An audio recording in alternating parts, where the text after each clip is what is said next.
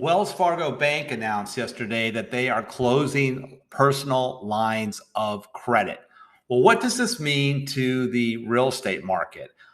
My name is Troy Funk. I'm a licensed real estate broker in the state of Florida, and I've been in the business going on 35 years, and I've seen many cycles in that time. And I want to talk about where we are at this time in our market and where are things projected to go or predicted to go based on some of the factors that are presenting themselves to us, so to speak. So shutting off lines of credit. Well, Wells Fargo, of course, is a big bank, and having them close personal lines of credit is very concerning. And address that, let's talk about the real estate market in general. I'm on the central west coast of Florida, in Sarasota, Florida, and we are in an absolutely beautiful area. We are what I would call a destination location. We have about 1,000 people a day moving to Florida, and I think sometimes they're all moving to Sarasota because the roads are getting so crowded here. But lines of credit, how is that going to affect our real estate business moving forward? Well, we have such a huge demand of people moving, not just to our area, of course, all over the United States. Everything's been reshuffled after COVID, and people are rethinking their lives. They're making decisions, and we're seeing a lot of movement in the marketplace that we wouldn't normally see. And obviously, we're in an area that's desirable. You're having a lot of people come into it. If you're in an area where people are concerned because of taxes, crime, we're seeing other areas of the United States where they're imploding. There are people leaving in droves. And but what's really interesting in that, and even in those marketplaces, in most cases, their real estate values are still going up. People are still buying real estate. The demand for real estate is still at a very high peak. And we have probably the lowest inventory of property I have seen in my 35 years of real estate. So what's unusual about this market right now is that it's flush with cash. Most of the buyers coming in our area are cash buyers. When we get a property in the market, we get multiple offers on it. And I would say the majority of those offers are cash, or the buyers are really financially strong. They're putting a lot of money down. They have resources. They're much more solid than what we have seen historically in times where people are concerned about the economy. In fact, I think we have a lot of abundance of wealth that's just being transferred around at this point, and a lot of it certainly is going into real estate. So real estate values are spiking, and yet, what is the forecast of this? Because it doesn't look sustainable. I mean, values just can't keep going up. There's a point where that's just not going to make any more sense. Well, lines of credit are certainly important to businesses, and they're important to other people. So let's look at some different perspectives of lines of credit, why it's important. Number one, if you are a landlord and you have had a tenant that hasn't been making your payments and you have expenses on properties, you probably needed this line of credit on top of other assistance to get through this process. And then obviously some landlords are going to say, look, now that the eviction moratorium is coming to an end shortly, I want to get out of this business. They still need to sustain themselves.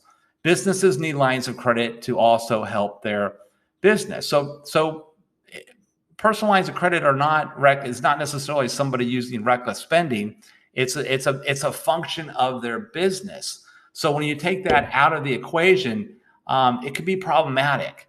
Now, again, we're just talking about Wells Fargo, and there are other lenders that have lines of credit. But what's concerning is when you have a big bank tighten up and say, no, we're not going to do lines of credit, it reduces options in the marketplace. So I want to go backwards again and just talk about my situation as a real estate broker and what I've experienced in my 35 years in this business. Well, there was a time way back when And I was doing extremely well in real estate, and I owned a home and a rental property, and I had a very good income, and I had a lot of sales. And I had a lender come to me and say, Troy, we want all your mortgage business. And this is what we're going to offer you to do that. We are going to give you a personal line of credit and for $1 million. And with that, you can buy as much property as you want.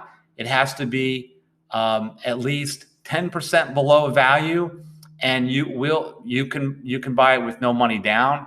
And if you keep the property, you have to refinance it with us, and any future mortgages you have to give with us. So that was like giving a kid $1 million and then say, go buy some candy, right? I mean, it was just exciting for me because at that time and this current time, I specialized in helping sellers through foreclosure and distressed sellers. And I've always had an inventory or know of inventory of some distress and some really good opportunities that need help. So instead of, in addition, should I say, of helping other people find those opportunities, I became my number one buyer of real estate at that point. And I started buying property very heavily. And some I turned around and resold, and some I kept as rentals.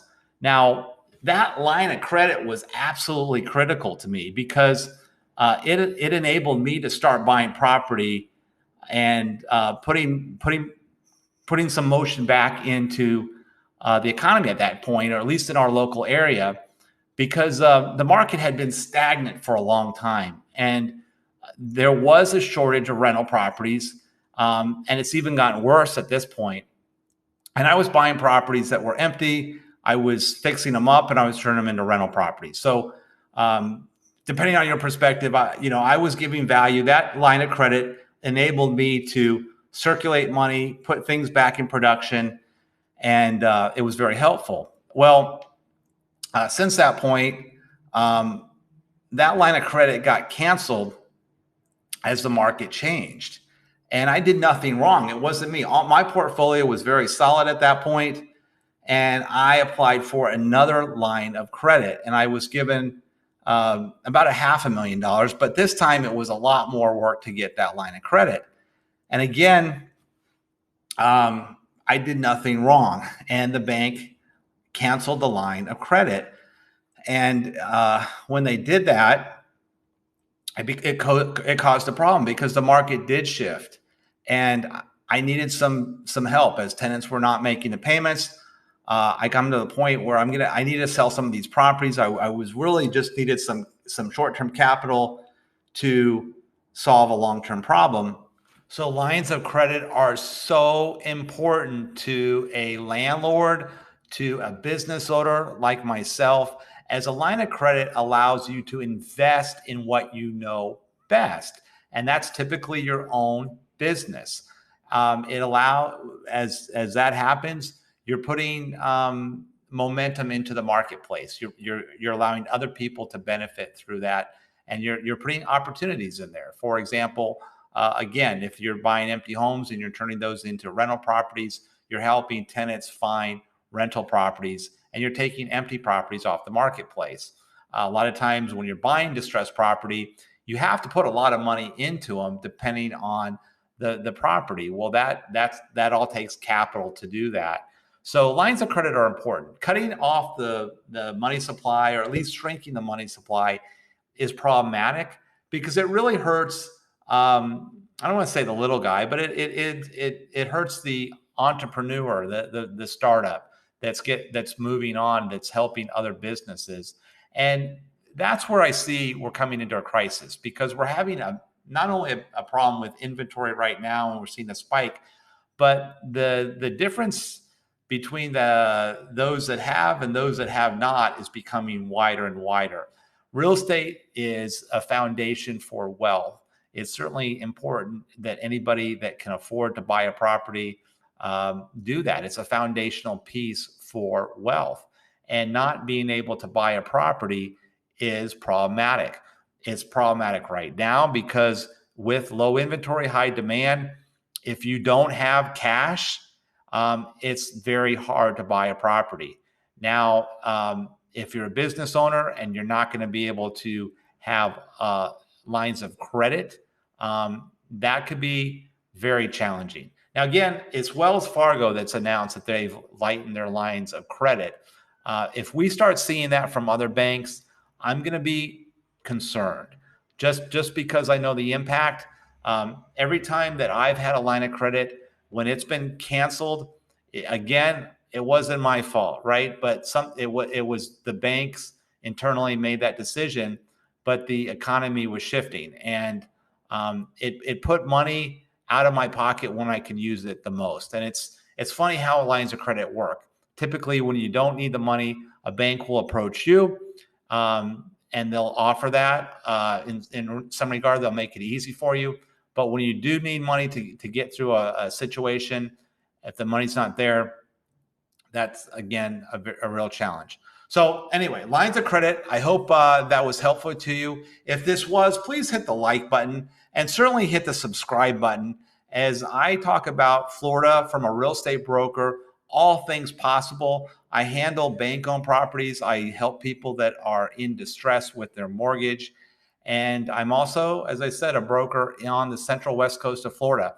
So if I can be of any help to you, please reach out to me. I appreciate your time. Thank you.